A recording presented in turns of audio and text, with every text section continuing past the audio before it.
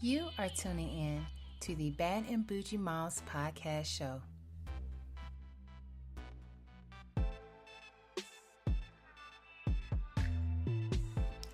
Welcome to the Bad and Bougie Moms podcast show, where we pass no judgments on being pro-anti-kids for at least 30 minutes. Get ready to experience some amazing mommy time with these badass moms sharing their point of view on relationships, self-love, social media, and plenty more. Yo, guess who's back? It's me, it's Britt. I'm back after like a 5-month hiatus. Oh my gosh, it's been hella long. Thank you to everyone who's reached out to me either through DM or through text message just to, check up on me, make sure I'm still alive, make sure I did not fall off the end of the earth. Honestly, what happened was that my organizing business actually picked up a lot to the point I was extremely busy and didn't have time for anything else. So now I'm to the point where everything is smoothed out with that, and I want to get back to talk to you guys and also share some amazing news on where the podcast is going. But before all that, I would definitely put that in another episode. Probably next week I will go ahead and introduce everything that's going on. I wanted to go ahead and post this episode with Miss Candice. She is amazing, first of all, and extremely patient. We actually recorded this last year, and it's just been sitting in my edit stuff I already had it saved. It's just things happen. So Candice, I apologize. I'm a woman of my word. I'm going to go ahead and post this amazing episode because I know people are going to love you. So here we go.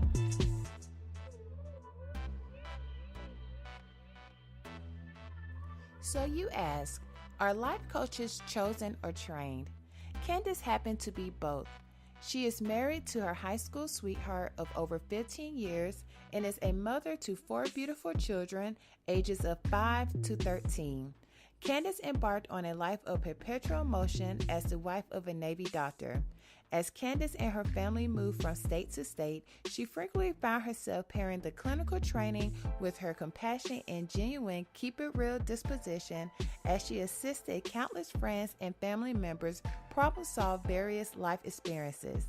As a certified marriage and family coach and the founder of Progressing on Purpose, POP, Candice utilized tenets from positive psychology to empower her clients to move confidentially towards their goals and recognize their own resilience and power. Candice has the ability to connect with individual clients from all over the country and beyond via video conferencing or in-person workshops and coaching sessions. Let's get to it. Hi, you guys. This is Britt with the Bad and Bougie Moms podcast. And on today's episode, I have Miss Candice. Hi, Candice. How are you? Hey, how are you? I'm so excited and happy to be here. Yes. All right, Candice. So we're going to go ahead and jump right into things and get to know more information about you. So tell us all about you as far as your background, how many kids you have, are you married, are you single, everything about Candice. All right. Candice is a mom of 4. I have 3 girls, right? Mm-hmm. 3 girls and 1 boy. Okay. Ages 13, 11, 7, and 5. I am married to my husband. We've been married 15 years. We've been together, off and on since I was 13. So that's over 25 years. Wow. And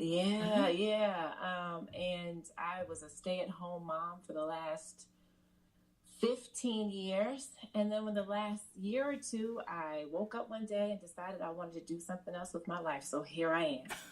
Okay. So after all that time, it's like, you know what? I'm done. I just need something different. Yeah. I just had this burning sensation inside of me that I had more to give. There was something else I wanted to do. And although I enjoyed being at home with my children, it was it was difficult. And I was like, I feel like I have another purpose in life. I feel like there's something else I should be doing. I should be giving to the world in a different way. And I really wasn't sure how. I had gone to college and gotten a degree in social work and, started my master's program. And then I got pregnant with my kids. And because of my husband's, his job, it just wasn't they were either going to be raised by a nanny, right, or I was going to stay at home and take care of them. And because he's military and we travel all the time, where, going and this place and that place and moving, it just seemed that me being at home was going to be the best for our family. So that's what I did. Never in a million years did I think I would have 4 kids, but I do. And so, I kind of waited until the last one was a little bit older and decided to start my business. Wow. And it's crazy you mentioned that, because I feel like I'm kind of at that point, even though I was I'm still a stay-at-home mom at this point in time, but I'm at the point where I want to get back into the workforce. Like, I feel like I understand the whole purpose that's being a mom thing, but I don't know if it's because I'm just so used to working, or kind of, like you said, feel like you're contributing a little bit more to the world just versus being a mom, which isn't a bad thing. It's a weird feeling, because it's like, you don't want to take for granted, because a lot of people can't stay home with their kids and just raise them and, be there 24/7. But it's like, I need my own life. Absolutely. And that's what I was struggling with, because I had friends who were like, Candice, why are you complaining? Like, you up here, you can do what you want, when you want, how you want. And I was like, yes, but I just need to be given a little bit more. And I just wasn't sure what that was. And I just kept praying about it. And I was like, Lord, I know that there's something else you have for me, and I just don't know what it is. And he put it on my heart, and I started this coaching business. And I decided to do it because it was something I could do inside of my home. Still have access to my kids, and on days when they need me to be on a field trip, I'm there, Right. I drop them off, I pick them up. I still am very much a part of their daily, even morning, afternoon, evening routine. And I can do it at home and still be able to play, all the roles. I added another role, and although I didn't think I had any time to add another role, I've still been able to get it in there. So I don't know how, but we do it, because that's, as moms and wives, that's what we do. Right? That is what we do, and we make it look easy. And then our husband is like, "Oh no, you got this," and it's like, "Yo, I'm kind of drowning, but okay." Yeah, hello, can I get a little help here? Exactly. Like, you're good. How you do all this on you? You're good. I'm like, oh, hello. Right. Because it's so funny, because me and my girlfriend, we had a talk today, and she actually just had a baby after, I think her oldest is 10, so she has a 3-month-old at the house. And we were just discussing how, running a household in itself is a full-time plus overtime job. Like, it's not as easy as people think it is. And it's like, if you run it well, like a good oil machine, things won't miss a beat, but it's a job. It is. It definitely is.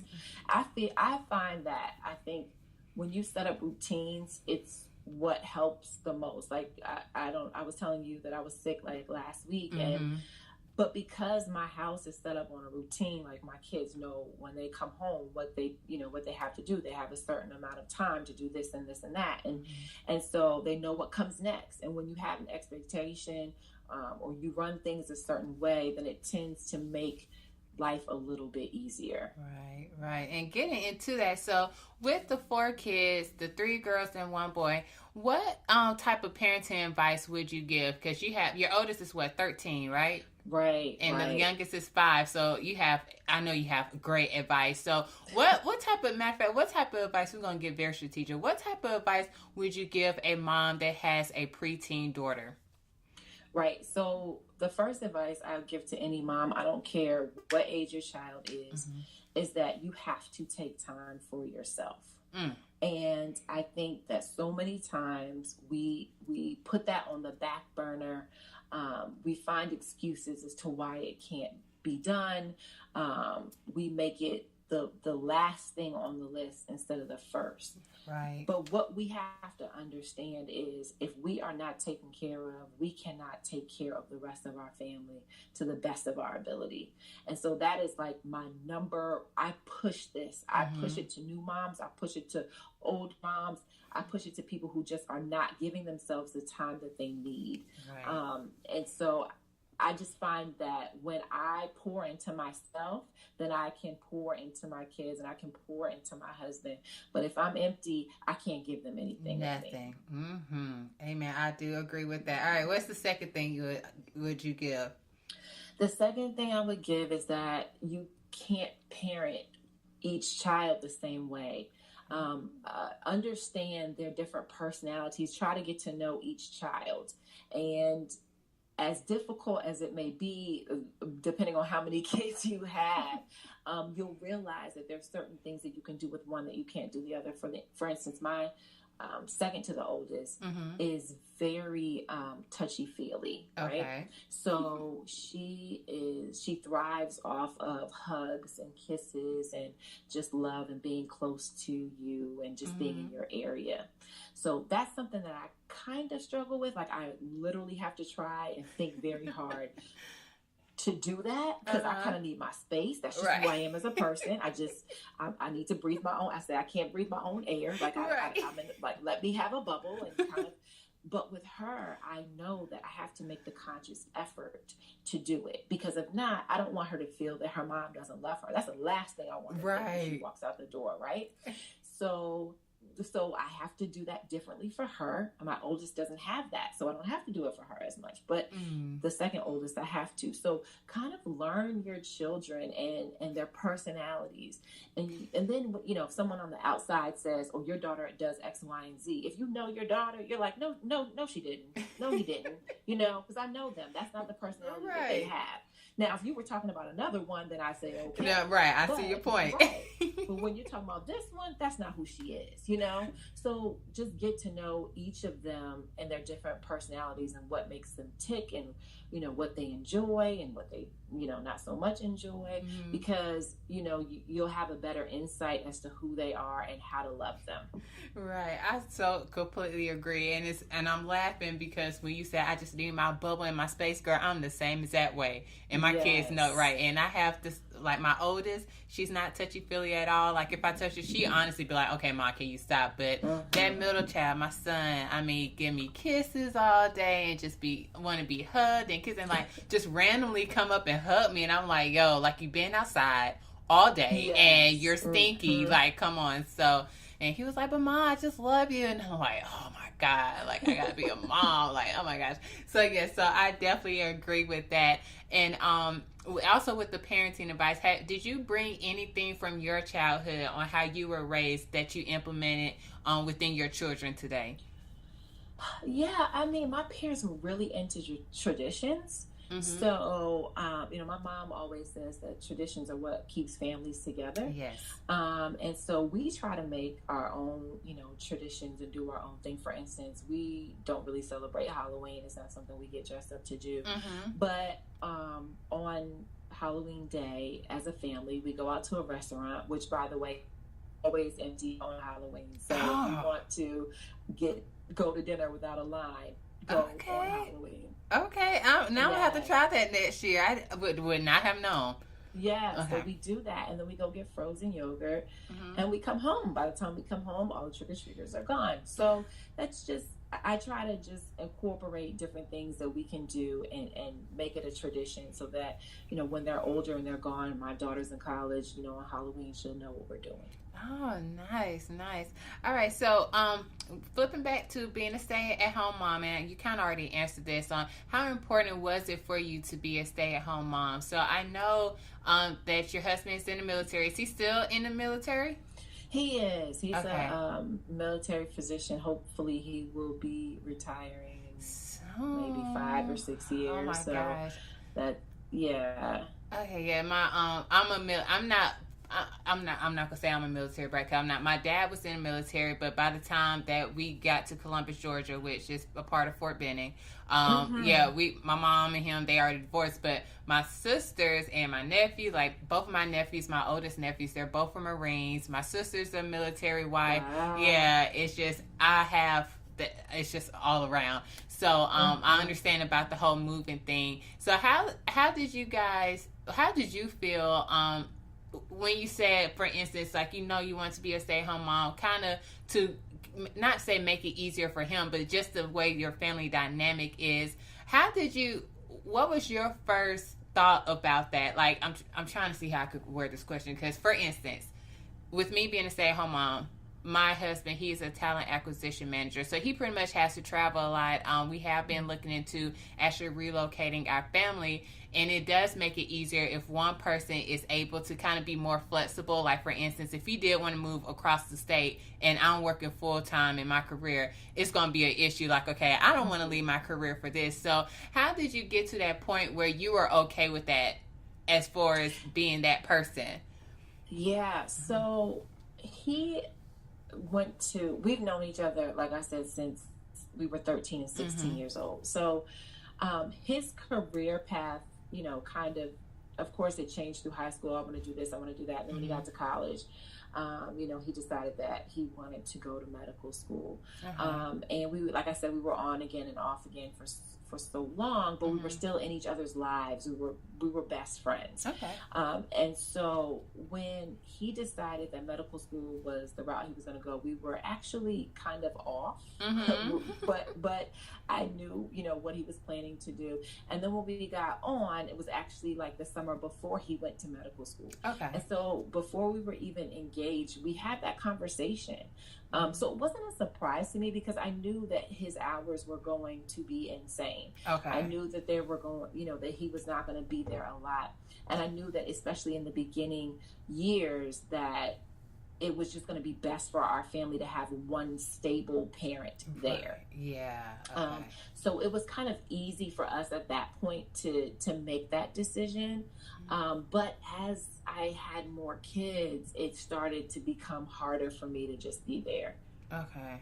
Yeah, I wasn't taking care. That's the thing. I wasn't taking care of myself like I should have been. And that's why you preaching that's now. my first advice. Right. Yes, that's why. Because I'm like, the difference between then and now, night and day. Okay. So what do you do? What is your typical mommy time? What do you normally do for yourself? So I love to listen to audiobooks. Okay. I love to watch mindless television. I love to look at magazines. And YouTube. I mean, I can get caught up in YouTube, honey. Oh my gosh, yes. Yes, and my girls now, they want to watch hair videos, all this. And mommy, look at that. I'm like, oh Lord, I can't watch another hair tutorial. But yeah, and I like to exercise. I do. I mean, I don't do it as often as I should, but I definitely like to do it.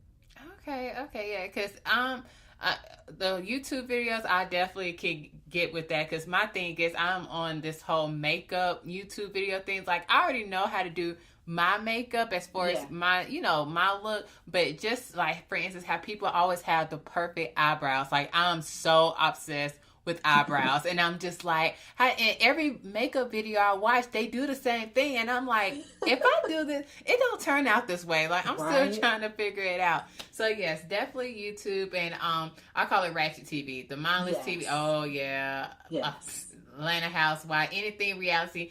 And then also, since I am in Atlanta, the only reason why I watch reality shows here is for the food. Like, I want to see what restaurants they're going to so I can go try them. Nice. So, yes, but that is my thing, too. So, how do you balance being a wife, a mother, and your career? Yeah, so that's been different for me, right? So, I've been, for so long, I didn't have the career aspect of it.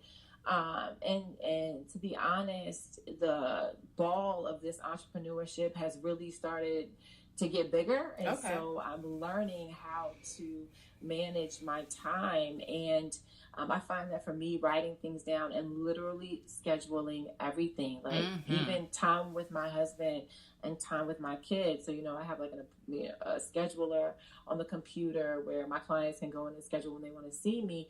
But from the time I pick up my kids, from the time they go to bed, you cannot reach me. Okay. So we might be able to reach each other by email, but you cannot schedule an appointment to meet with me at those hours, because I have to set that time aside for my kids. And then, there are a couple of nights where I will take, clients in the late evening, like after 8:30. And then there's some nights where I don't do that because I need to spend that time with my husband.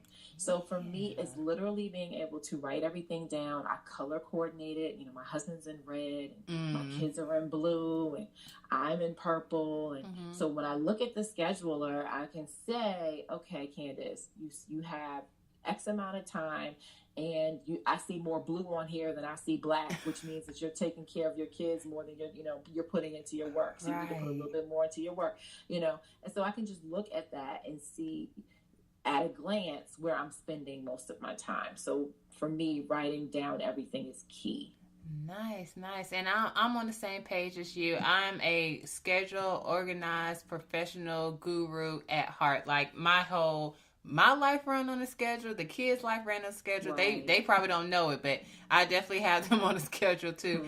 And I remember at one point someone asked me. They said since I do schedule my day from the time I wake up to at night, do I feel like it's work, like everything work? Like I have a time where it's like, okay, like you said, I need to spend time with my husband. They was like, you don't feel like that's kind of, you're not inconsiderate, but just kind of plug it in type thing. Like, are you truly living life from being on a schedule? And I was like, now when it comes to the weekend, that's scheduled out the door. My Saturday and Sunday, that's for me. Whatever happens. Whatever goes down, go down. So yeah. No, I feel you on that. I mean, I totally get that. And even when you schedule things in, I don't see it as it being, you schedule things in, but you also make room for flexibility. Right. I mean, things come up and stuff happens, and you got to be flexible, but still rigid. I don't know if that makes sense, but you kind of have to be able to go with the flow as well. And if you can't go with the flow, and when you have X amount of kids, you understand what going with the flow means. We have an outline of what's supposed to happen, but anything can happen. Like right before I got on this podcast, my 5-year-old just starts throwing up out of nowhere. I'm like, okay, I've already rescheduled this podcast. I can't do this, So stuff happens, right? I mean, and you just got to be flexible and know that when stuff happens, how to just keep it moving. And get back on track. Yes. Flexible, adaptable. And it's funny you mentioned that, because right when we got on, the 1-year-old was screaming. My daughter's like, Ma, do I need to make him some milk? I said, yes. I said, I'm about to do a podcast. She was like, okay. And then shut the door. I'm like, okay, yeah. I'm like, this is my life.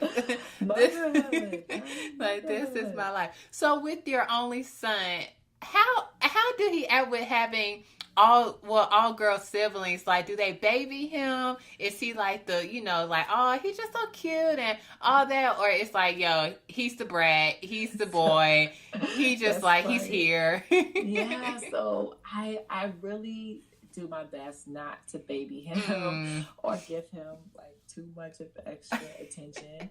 But with him being the only one here, I sometimes feel really bad for him, right? Because sometimes he just wants somebody to go outside and play football. He just wants somebody to play catch with. And I'm like, he's like, Mommy, can I go next door and ask a neighbor? And I'm like, dude, you've been over there twice already. Leave them people alone. He's like, but Mommy, please. And I'm like, oh, okay. So then I'll, put my coat on and go outside with him because I feel bad. The girls tend to be, I don't know, they're overly, the older girls tend to be overly motherly. Okay. And I enjoy watching his relationship with his younger sister because it's very different than his relationship with his older sister. They see him as annoying. The younger one sees him as just a protector, Right. So it's very different to watch the dynamic between all four of them. But he is definitely a special kid. He has a special heart. And it's hard for us not to give him extra loving. It really is. It's just something about those boys. I tell people, I don't know what it is. Like my daughter, just, like I call her, she's my favorite oldest child. But she's the sweetest girl. Very book smart, very headstrong. But that Mason, my son, the middle child, I just don't know. It's just because he do so much, like, because boys are forgetful, and you have to tell them things like 3 or 4 times, and it's just like by that 4th time I'm still not mad, because you know what, Mason, you're Mason, it's okay, it's all right. I'm mad. Right. Yeah, I'm mad by the 4th time. But I'm like, get it together. Right. Okay, Mom. And they're like, okay, I know. Yeah. I'm sorry. And it's like, oh my God. Like, and I tell the oldest once, and if she don't do it, I'm like, yo, like, your world's by the end. What's up? And she's like, I think that's moms and their girls. Mm-hmm. I think that especially as Black women, I think that we tend to be harder on our girls because we want them to be better, and we want them to excel at what they do. We want to see them doing their absolute very best because they have all these other things that are against them. And so I think we push them harder. I don't know if we do it on purpose or not, but we expect more from them.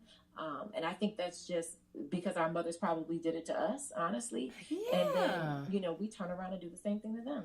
You bring up a really good point. I never thought about it like that, but you're right. Because, for instance, Kaylin, she's in advanced classes. Always made good grades, and this is a true story. Always made good grades in school. Never had an issue with her, and she's in 5th grade now. Had a student teacher conference with her teacher, and she received a D on a paper because I think she didn't turn it in on time, or no, she rushed and she made a 50 on the test. Something happened where she got a D on her progress report.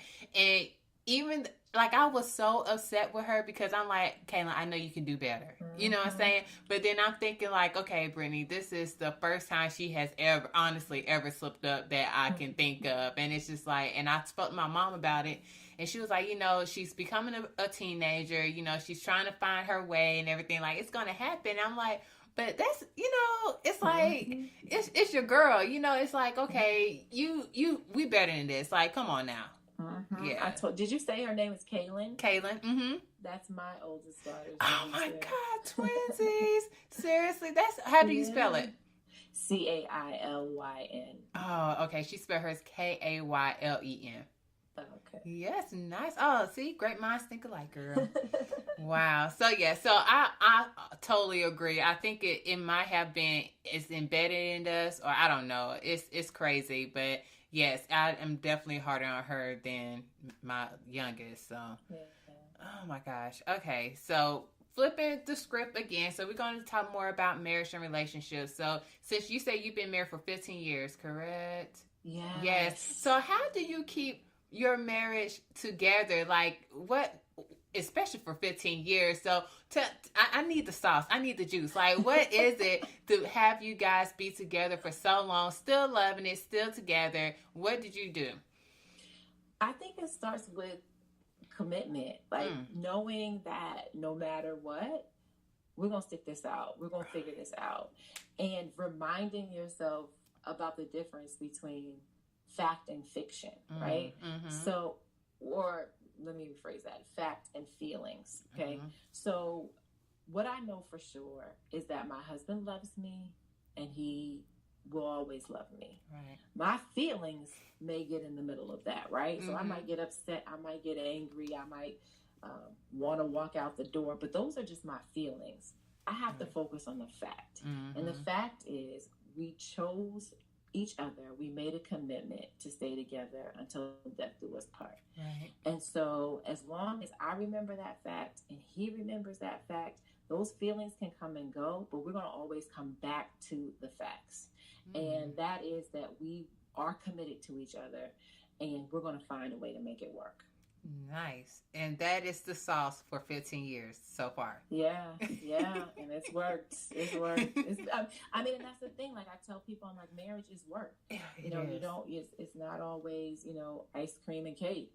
But the reality of it is what I chose, is what God gave to me. And I'm thankful for what God gave to me. And, there was a point in time where my husband was in a really awful motorcycle accident, and we weren't sure if he was going to make it. And to think like how different life would have been if he hadn't makes me also just, I'm thankful. I just have a thankful heart.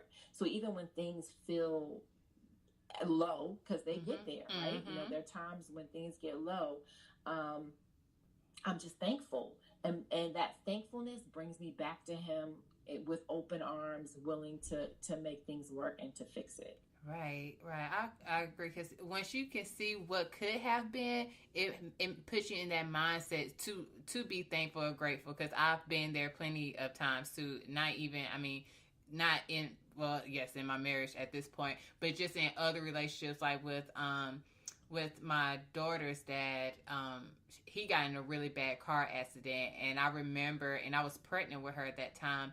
And I remember receiving a phone call from his mom, you know, pretty much telling me he was in a bad car accident. He's in ICU. And I'm just like, at that point, you're in shock, because you're like, you never think about something like that happening to you, if you know, if that makes sense. And then it's just like, okay, like you said, what would you do if this person's not here? So just having those type of life experiences would definitely put stuff in perspective. Absolutely. All right, so tell me more so about this newfound career consulting business that you have. That is so awesome. I'm a marriage and family coach. Okay. And my goal is to help families just create stronger families. And my motto is, a stronger couple creates a stronger family, and stronger families create stronger communities. And so my goal is to help, starting at the very top, the marriage, the mom, and help her and help them reach their goals, come up with things that they want to do with their family, and just really give back, you know, to them, and so they can give back to themselves and give to their family and give to their community. And so that's my goal. And right now I just recently started what I call a mother lover movement. Okay. It's a master class series where I'm trying to help moms release that mommy guilt that we sometimes carry. And I talk about the ways that I've been able to do it. We talk about investing in yourself, time management, finding your purpose, and changing your mindset. And each class we dive into just more information about that, and I give tips and tools on how to do that. And then sometimes I coach the moms on the side, you know, on a personal level. So we do a lot. But I really have this thing for family dynamics. I love, like, all the ratchet TV shows that I watch have stuff to do with like family dynamics, like Keeping Up with the Kardashians, you know, that type of stuff. Like, I really enjoy watching families interact. And you just learn different things about different people and how people in the same house, you know, were raised together but differently, and all that stuff. It just gets me going. I love it. Nice. So how has entrepreneurship been for you so far? It's been okay. I mean, it's kind of lonely. It's very lonely. People don't understand. It's very lonely. And I didn't realize, I mean, I guess I've been at home all this time. I guess I didn't realize how lonely it really is. I'm like, I'm doing all this stuff, but I don't have anyone to like run it by or talk to it about. Sometimes when I want someone to like edit my emails, like I send it to my best friend, I'm like, can you please check this? And she's like, oh, sure. But I mean, I haven't gotten to the point yet where I need to hire a virtual assistant or any of that. So I'm hoping to get to that point, next year, but it's growing, and I'm just so thankful. I'm so thankful.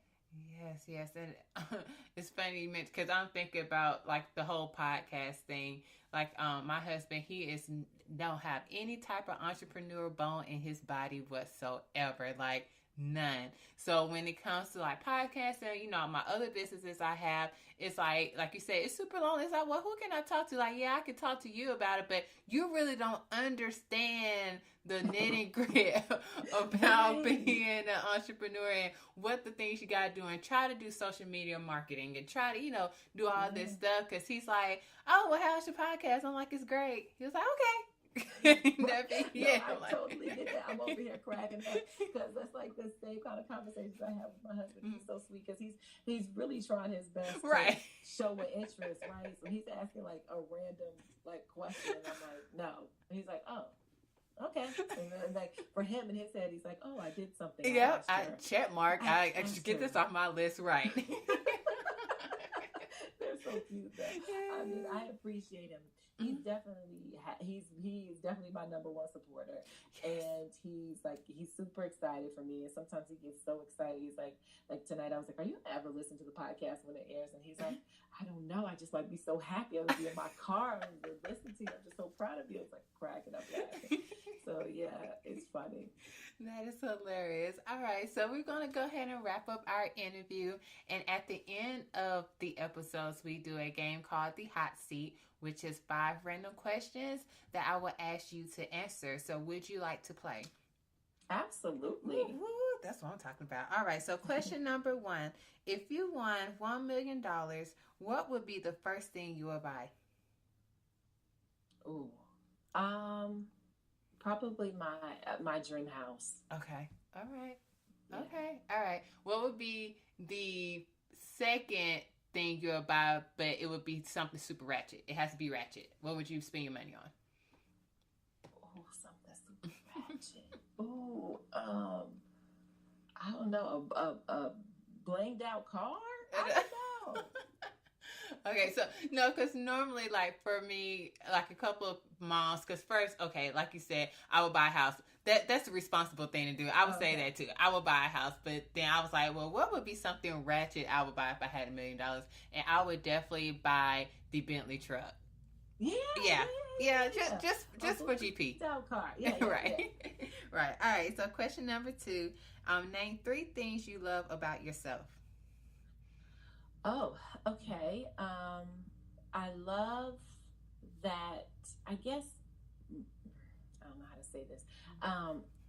I've been told that I can wear my hair short or long. Okay. So the flexibility and being able to do that, because not everybody can do that. You know, some people just look good in short hair, some people just look good in long. Mm-hmm. So I've been told that I can rock both. So I guess the flexibility and being able to do those 2 things. Okay. I have now embraced my height. I am a good 5'10" and a half. That's what I'm talking about, baby, because I'm 5'10" and a half too. Welcome, Goddess. Yes, welcome. Yes. So I have embraced that. I did not embrace that as a child, but I am now thankful because now the little fluffiness, the extra fluffiness that my 4 kids have given me, evens out, honey. Make me look so fluffy, you know. So I'm so thankful for that. So that's 2. The third one, I love that I try my best to see the good in people, and you know, until you have shown me something different, most of the time I'm going to give you the benefit of the doubt. Nice. Now get back to this 5'10" and a half. So okay. I'm 5'10" and a half as well, and I went through the same thing being younger. Was the tallest person in the class, of course taller than all the guys. I was just over my height, but now, girl, I love it, and I still wear 4-inch heels. Oh, yes. So my 4th child has kept me from being able to wear my heels, but I don't wear them as much. But I can wear a wedge. Okay. And those are in style now, so that's still super cute. Yeah. So did you play basketball? Never. You did? Never played basketball. No. So when we were in high school, my husband played basketball, but I wanted to be with him all the time, so I took stats. I learned how to take stats so I could roll with the team and travel. So that's what I did. Nice. Yeah, they forced me into basketball. I'm such a girly girl. I want to say in middle school, I played basketball and I cheered. And then once I got to high school, I played for a year and I'm like, Mom, I can't do this. Like, I understand y'all think I'm like this awesome person, but I really just want to dance and cheer. So I end up just doing that. Nice. But yeah, they stay trying to put me on somebody's team. I'm like, I don't want to get dirty. I don't want to get my knees messed up. Like, I'm good. Good. All right, question number 3. If you can go back to your 21-year-old self, what would be one thing you would tell yourself at that time? Okay, so I got married at 23. Okay. And I was engaged at 21. So what would I tell myself? to not let myself go. Okay. Meaning continue to pour into you, you know, like I've been preaching this whole podcast. Yes. But, you know, just continue to pour into you, whatever that means, whatever you like to do. If you're not sure about what you like to do, go out and explore. That's probably what I would have told myself. Or find a hobby now so that you can just get better and better. I don't feel like I really had a hobby at 21. I sing, and I used to sing, you know, in like my high school choir, and then did some stuff in college, but I didn't really keep that up. So I probably would have just said invest more in your hobby and what you like to do. Okay. And question, we're on question 4, right? I think so. Yes. All right, question number 4. If you could trade places with one person for a day, who would it be? Ooh. Probably Tracy Ellis Ross. Yeah, she's amazing. She's amazing. Yeah, she's like, amazing. What does she not do? And her body's amazing, and her hair is amazing. Right. And she just like drives an amazing car, and she's everything. Like, I just love her. I don't even know her, but I feel like she's like my best friend in my head. So, like, yeah. I'd like to be Tracy Ellis Ross for the day. All right. And last question. What is the last book you have read? Oh, I'm an audiobook girl. Oh, yeah. So I just finished Girl Wash Your Face. Oh, what is that about? So it's about self-development, becoming a better you, how to do that, how to let your past go and really like focus on you. Who is it by? Oh, see, yeah, I have to look that one up. Okay, you're going to have to just let me know later. No, it sounds like it's really good. So that's on my way. I need to download that myself. Yeah, it's good. Okay, all right. Well, Candice, well, thank you so much for being on the Bad and Bougie Moms podcast. You are definitely a Bad and Bougie mom. I mean, seriously. From your picture that I seen, from your bio, from what you're trying to do with your consulting business and just make everything a better place, I appreciate you being on the show. Thank you for having me. You're welcome. So if anybody wants to follow you on social media or actually, you know, sign up for it's not a therapy session. It's pretty much consulting, right? Yeah, it's a coaching class. Coaching class. Yes. Yeah, so how can you be reached? You can find me on Instagram at Progressing on Purpose. And my website is www.progressingonpurpose.com. And my personal IG is Candice Sterling, CANSTERLING. Awesome. All right, you guys, that is it for us. Say bye to the people, Candice. Thank you. Bye-bye. All right, guys, that is it for us. We hope you enjoyed the show. If you would like to get into some more fun, follow us on social media. On Instagram, we are at Bad and Bougie Moms. On Facebook, at The Bad and Bougie Moms. And also on Twitter, at BBM_podcast. Make sure you like, share, and comment on any of the podcast platforms that you listen to us on. Again, we hope you guys enjoy. See you later.